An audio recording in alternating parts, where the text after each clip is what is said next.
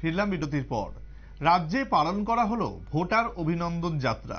বিজেপির তরফে এই অভিনন্দন যাত্রা কল্যাণপুরে পালন করা হয়। উপস্থিত ছিলেন প্রদেশ বিজেপি সভাপতি রাজীব ভট্টাচার্য।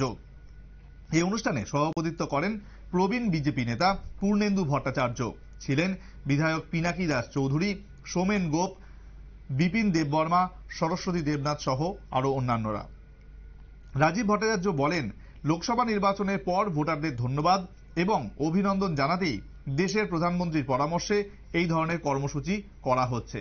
আরো কি বলেছেন তিনি, শুনুন।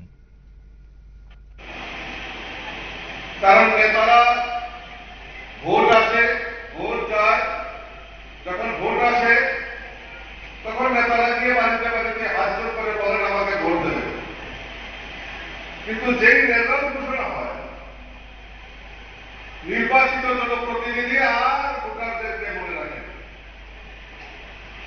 কিন্তু ভারতীয় জনতা পার্টি একটু ব্যতিক্রমী। ভারতীয় জনতা পার্টি সিদ্ধান্ত নিয়েছে, আমাদের দেশের যশস্বী প্রধানমন্ত্রী নরেন্দ্র মোদীজি সিদ্ধান্ত নিয়েছে যে আমরা মত যাত্রা, অভিনন্দন যাত্রা যারা আমাদের ভোটার,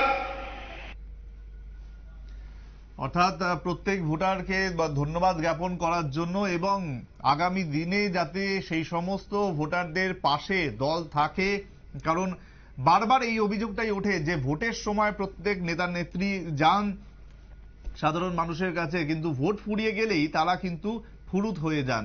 সুতরাং এই ধরনের যেন কোনো কাণ্ড না ঘটে তার জন্য প্রত্যেক নেতা নেত্রীকে, দলের সমস্ত কর্মীকে সাধারণ মানুষের পাশে থাকার জন্য অনুরোধ জানিয়েছেন রাজীব ভট্টাচার্য এবং প্রধানমন্ত্রী নরেন্দ্র মোদীজির পরামর্শেই এমন সিদ্ধান্ত, এমন সব কর্মসূচি বলে জানিয়েছেন তিনি।